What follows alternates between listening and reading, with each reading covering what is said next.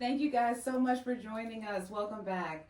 Where today we are going to be diving into the March episodes. So, March Madness and Behind the Game, podcast where we uncover stories and strategies behind mental health in sports. My name is Sasha Giles. I'm a licensed clinical social worker, and today we're going to dive into week one of this special series, kicking off March Madness, understanding the mental health game. So March Madness is one of those most exciting times in sports where it's also a period filled with immense pressure for athletes, for coaches, and for even fans. In this episode, we're going to highlight the importance of mental health awareness in sports, and we're also going to highlight the unique pressures that athletes and coaches face, and then how mental health, physical health, and athletic performance deeply are interconnected. So today I want to introduce some phenomenal women. Can you please introduce yourself? Hi everyone, I am Aliyah Grinage. I am a licensed clinical social worker. I'm ready to talk with y'all. Hi everyone, my name is Nya Moore. I am also a licensed clinical social worker and a licensed clinical addiction specialist and an associate license. Okay. And I know y'all know me because you ought to recognize my voice. I'm Tracy, one of the other hosts of Just Me. And we're just trying to raise awareness this month on the mental health wellness as it relates to sports. So both of them played sports, whether it was in middle school, high school, and on the college level. So, and they're licensed clinicians, so we're hoping that will also help give more awareness from both aspects. So we're gonna go right into and just ask a couple of questions for both of you. We have, what are some specific mental challenges athletes and coaches face during March Madness? And we can start with Miss Aliyah. I believe that the pressure of March Madness, especially for the teams that make it to March Madness and that seeding number, I think that's important because they're like, I gotta live up to this number one seed, or I have to live up to this second seed. But then you also have the 16 seeds, the bottom, so they have to prove a point. They're coming in to prove a point, so they got that pressure on them. So I think that it's a lot of pressure to prove yourself in that spotlight of March Madness because all eyes on you to be that number one. So I was going to just tap into what Miss Aliyah was saying. With all of that pressure, I think that really in those collegiate athletes and stuff like that, you will see a lot of anxiety around trying to fight for that number one seed, 2 seed, or at least be in a good bracket so that they can make it to the championship games. And along with that anxiety, if they do unfortunately lose a game or something like that, you will see a lot of depression or, unfortunately depression or anxiety from losing and trying to live up to those high expectations with that game. I would also like to add that it may be that senior year. So senior year is like, it's my last year playing basketball. I could prove a point to these WNBA, NBA coaches that I deserve a spot in the league. So I think for seniors, it's a lot of pressure more than anything because this could decide their future outside of basketball, or they can determine if it's a basketball route or if it's a professional career in the world route. So I think seniors may have a lot of pressure on them, a little chip on their shoulder that they have to prove themselves. So I'm gonna peel back because I know some of y'all history and y'all played together in high school, right? So as seniors going into college and knowing people were looking, what was that like for both of y'all at that level? And knowing that the pressure, knowing that your school, and please say the school and the ranking and how good y'all performed and what that looked like for both of you. We went to Northern Guilford High School. We played under the great Kim Furlow. I would say for me, my most pressured was my junior year, which was her senior year. Because I felt like that was my senior year with them. That was like their last ride. So I'm trying to do everything I can to help them get to the top because they're seniors. It's their last ride. So I felt like my junior year I had the most pressure to prove myself amongst the team that we had. We were a great team. Like, I believe we was maybe like 28-2, maybe 30-2. And we lost in, I think, the regional game to Chapel Hill High School in a devastating loss. Overtime game winner shot. She threw it up and made it. Mind you, that whole time, the first quarter, the second quarter started, I had a panic attack. And that took the game. I was just telling her, I feel like I blame myself for that game because I've never had something happen like that. But I felt like the big stage, it just kind of hit me out of nowhere. So I was like, and they had to take me out constantly. So I felt like I failed the team. So you had that experience, and Yeah. still to hear you talk about it now. Yeah. Like years and years later. I remember the game when we lost, I just went and cried to my dad. Just cried. And he was like, because I thought it was something with my wisdom teeth, but now, recently, I was like, no, I really had a panic attack. That's really what it was. What shined light on, now that you are an adult, lived some years, what do you think helped you to identify, looking back, that, no, that was a panic attack? How it just happened. So, first quarter, I was good. I was getting buckets. Nobody could stop me. Nobody. And I was ready. I'm like, I'm winning. Like, I'm one of the top players. So, people looking at me, people got to stop me. And then the second quarter hit, and it just out of nowhere, I'm like, and so my trainer kept pulling me out. Coach, like, what's going on? I'm like, I don't know. Every time I got off the court, I was fine.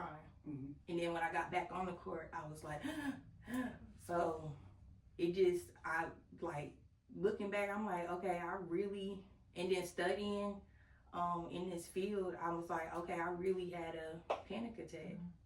So. And even how she relived that moment, what was it like for you in the same setting? So I think I have a really good perspective for a little bit more opposite of Aliyah, because we had different like dreams and aspirations as far as playing at a collegiate level. I know I wanted to go straight into study, so I didn't have as much pressure mentally to try to strive to play for or play for a collegiate team and things like that. But the specific game that she was talking about, I know I had a lot of anxiety in the game, just being, you know, we're so used to our smaller high school courts and stuff like that, and we look in the stands and it's nothing but just rows of seats and stuff like that, and we're just like a little speck in the middle, and it's like, what do we do now? You know, so I think at the age that I am now, and just being a lot more aware of my emotions and being able to understand them, I can identify I had anxiety, so and performance anxiety, and I was, you know, really kind of scared and shy to play to my full potential. I definitely was very hurt and distraught when we didn't win that game, because we had an amazing team, amazing group of women who should have went on and won the state championship that year. But I think as far as after losing that game, I think my recovery emotionally was a lot quicker than some of the ladies on the team that personally wanted to go in and play college, because there were college scouts there. Right. That didn't more so matter to me. It just mattered that my teammates mattered to me more than wanting to impress or play well for college scouts and stuff. When you think about the pressures, you guys spoke about how you were performing. What other pressures did you guys have? Just thinking about the age you were, that you guys had to also balance academics and performance. So tell me about what type of expectations, as far as academically, y'all had to keep elevated in order to get this far in the game when y'all were playing. So I would say, like personally, being under Miss Kim Furlow, her expectations were very high, like classroom standard, making sure your behavior was good, making sure academically your grades were well. If I it's been almost 10, 11 years since I was in high school. So, but I would say that we were at like a C average. We had to be a C or above, or you couldn't even play. And I think the group of the ladies that we had my senior year, junior year, and sophomore year, the community was so close and tight knit. Like you would just go to the store, I'm coming to your game on Friday, or I'm coming to your game on Thursday. Everybody knew that we had a lot of talent, so everybody, whether it was the little girls who would come to every single game, no matter how far away it would be, we felt the pressure of having to play well for them because everybody had the expectation that, you know, we're going to go all the way, or we have the talent, so we have to do this, whether it's from our teachers, supporters, coaches, parents. We had to play in that bubble of expectation, or I'm pretty sure a lot of us would feel sad or some anxiety or frustration if we didn't meet those certain expectations. Far as I had a season where I had got 3 D's, and my parents and my coach met, and they was like, my parents met with me, and they was like, if you don't get these grades up, you off the team. And when I tell you, like, that shook me to my core, because I was like, like, no, I done dedicated everything, my summers, my winters to this, so I can't not have this in my life. So it really motivated me to like, okay, I need to get my grades up, I need to do this. So my senior year, I was able to get academic all-conference, on top of being a 4-year all-conference player. And then also my senior year, I was able to get player of the year, which I was the first player of the year at Northern Guilford, which was surprising because I played under people like Samantha Cofer, Amanda Cofer. So the Cofer sisters were like, they were the top of the town. So it was really surprising that they saw me fit to be that first player of the year for Northern. So I'm definitely honored, and on top of being the first player of the year, I'm the first Black women's player of the year. So that meant even more to me to have my name up there when it could have been somebody else's name. So I felt like when I had that, it was a lot of like, okay, I really gotta elevate, and especially for the girls that's under me, to see that name, and for the Black girls that look like me, so okay, I could be like Aliyah. So when y'all watch now, your favorite teams or any games during March Madness, and you see the when it's about to lose, because somebody gonna win, somebody gonna lose. As a clinician, do you ever watch players and then have this like, oh, I can relate to what they're going through, or so? What's your response to the TV when you see it? Or can you think of one of an incident that you watched the game or was at a game, knowing players like, oh, they about to break, or take them out because his mind or her mind is not there? I feel like I always be yelling at my TV because I feel like players, they gotta understand that these refs, they're not gonna change their decision about a call. So, and I feel like if you constantly get fouls called, you know they can't change it. So arguing with them is not gonna help your case. It's probably gonna make them target you, but they can't like say, okay, I'm gonna keep calling fouls on you. But they show you that you talking to me any kind of way because you're frustrated, upset that I called this foul on you and it shouldn't have been a foul. That can affect the player's mental, because like, okay, I keep getting this foul call, or I keep getting this travel call. This ref is going against me, so that can mess up a player's mental and mess up their game completely. So staying focused and knowing that, like, play ball. These refs they gonna call what they call. Make up for it down on defense, or make up for it on offense. Get rebounds if your shot not hitting.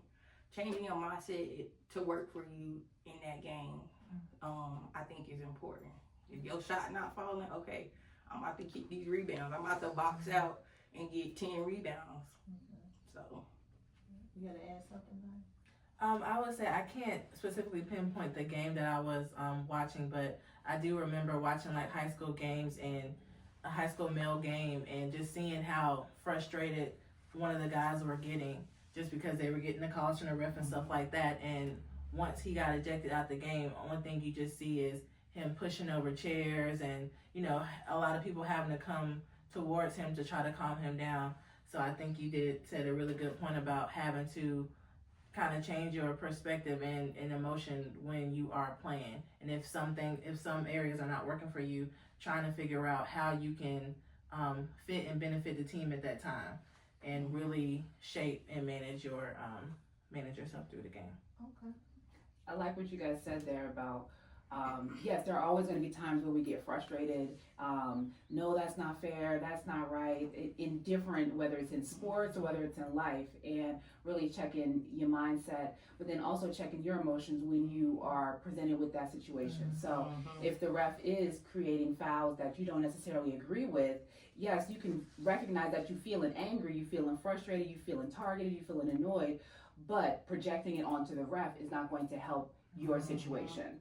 And so so recognizing that, no, I'm frustrated, I'm irritated, but then take that out in how you play versus on the ref or versus on your coach or versus on your teammates.